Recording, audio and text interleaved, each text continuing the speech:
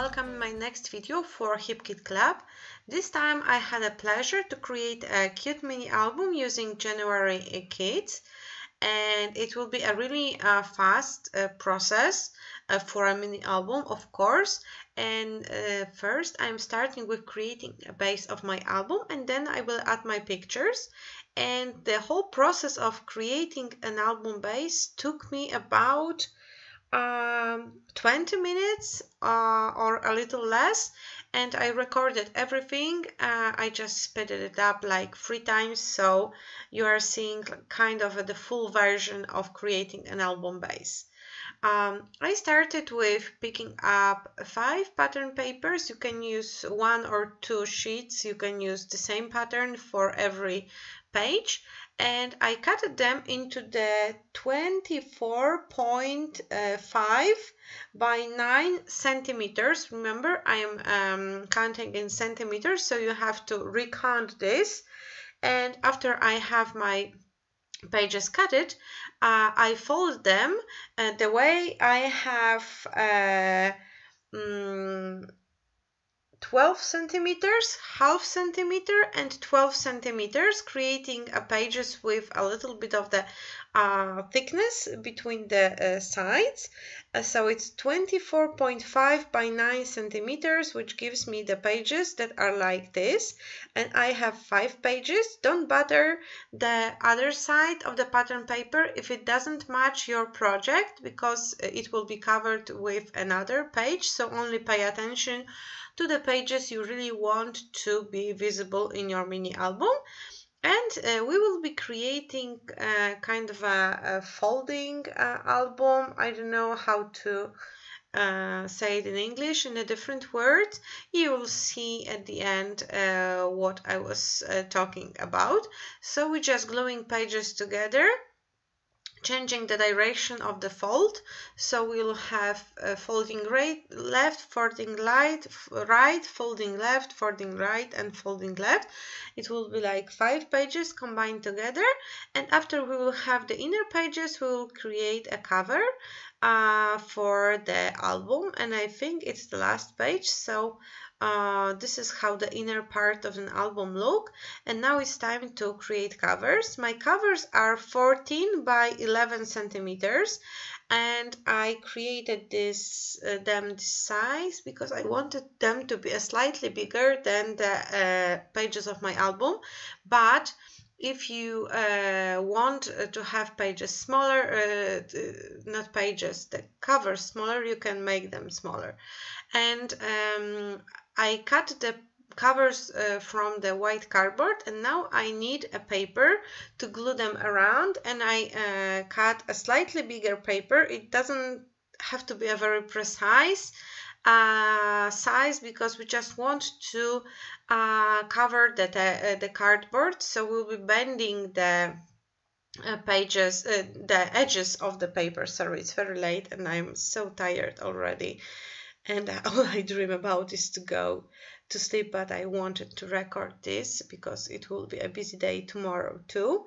So I am folding the sides, the edges of my paper to cover the edges of the cardboard. And as you could see just a few seconds ago, I cut off the edges of the paper. I didn't cut right next to the corners. I left like 2 millimeters in each corner. Thanks to that, it will fold nicely without showing the cardboard from beneath. And this is what we get after gluing around the cover. We'll do exactly the same with the second cover, and all we need to do is to hide the piece of the cardboard that is still visible with another piece of paper, but you can decide the paper you want to use later. I used the pieces of paper I already had on my desk because I wanted to kind of finish the papers I already started, but you can use different patterns. You can use each paper from the kits. It's all up to you. My pictures are white, red, and navy colors because my daughters have dresses in those colors. That's why I decided to use those colors as primary colors in my album. And now I am cutting the papers down to the size I need to cover the part of the cardboard that is still visible. I'm just applying glue over this piece of paper, and now I'm gluing it down, and I repeat it twice with each part of the cover. And my album is almost done. All I have to do is to glue the pages inside it, and after I will embellish the pages, I will decorate the cover and add a ribbon that will tie everything together so the album won't fall apart. And now it's the part when I am adding the pages to the covers. I am applying a layer of double-sided tape because I am run out of glue, almost run out of glue, and I'm waiting for my order from the shop to arrive. And this is the part I recorded one day, and I have my glue being delivered, and I finished the album the next day. So you will see it like in two parts, but you won't know it because you will see everything recorded and edited together.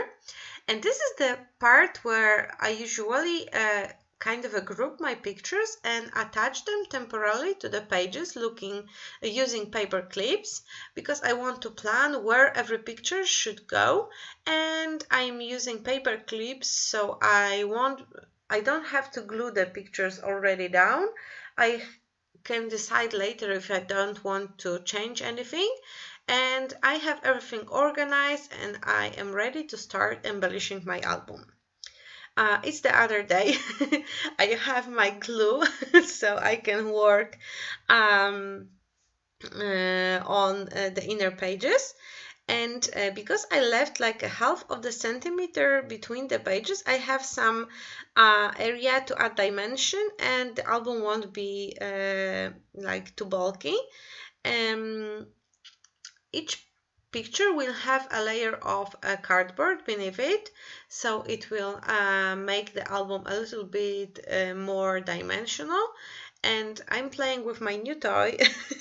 This is a fine line applicator, and I added some glue inside, but I think it's a little bit too thick, so I have to think about the different glue to add it to the fine line applicator. But I'm already loving it. No glue is spilling around and my fingers are clear. I am using bits and pieces from the January kits, and all you can see above the album is the elements I picked from the kits that might work with my album. It doesn't mean I will use everything I have up there, but it's really easy and convenient to have everything in the eyesight and just grab things to add them to the album. And this is what I always do when it comes to making mini albums. I always kind of make a kit. I already have a kit because I'm working with the kids from the Kit Club, but I narrow down the kit to the elements that I am sure I will be able to use, and I put away elements that won't match my album. In this case, I put away everything that was yellow because I knew I didn't want to add anything yellow to my pages in this album. And I'm trying to keep it everything pink, blue, navy, and red. So I also am picking the letters from this pretty puffy alpha stickers from Pink Fresh Studio in matching colors. And I'm only showing you how I am embellishing the first set of pages. The rest is basically the same. I just try to find elements matching my pages. And this is how it all looks after I embellished it. I will show you everything on the pictures at the end of the video. And now it's time to add the ribbons. I am attaching them to the back cover only. And then I will be able to tie them together to close the album. I used a double-sided sticky tape, so it's nothing fancy. Of course, you can use some other adhesive if you want. And now I'm decorating the cover. I will use the leftovers, the things I didn't use for the inner pages. As you can see, I used almost everything I prepared for myself. I only have some bits and pieces from the ephemera left, a few of those layered heart stickers because the colors doesn't match the album, and this is how the album looks when it's closed. And now I will add title. I decided to use this celebrate word from Hooray stickers, and I will also add love. So the title of this album will be Celebrate Love. I will make a love using different font. Those are some stickers. I think they are from Shimel's collection, and I will add love on the cover too.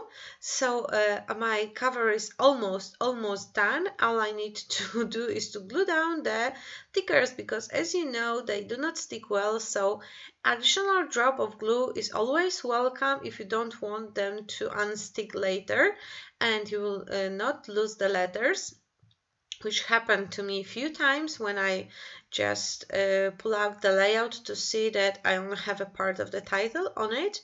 And I'm finishing my layout, adding those adorable glitter dots from Shimel's, and I'm closing the album to see if it's everything working together, and this is how it looks. You can of course change the size of the album. It's really easy to just customize it to your needs. And I first printed pictures so I knew how big they are, and then I decided what size of album should I create to fit my pictures. But if you have a bigger pictures, you can use them. I forgot I also embellished the back part of the cover with the big present and some bird in the circle. And this is the finished album. This is how it looks on pictures. The colors are more like they are in real life, and it really took me like I would say 2 hours in total to finish this album. So it wasn't a lot of work to do. It take me 3 hours to create layout sometimes, so it was really a fast and easy process. Thank you for watching. Don't forget to check the Hip Kit Club site for more details and to purchase the kits. Bye bye.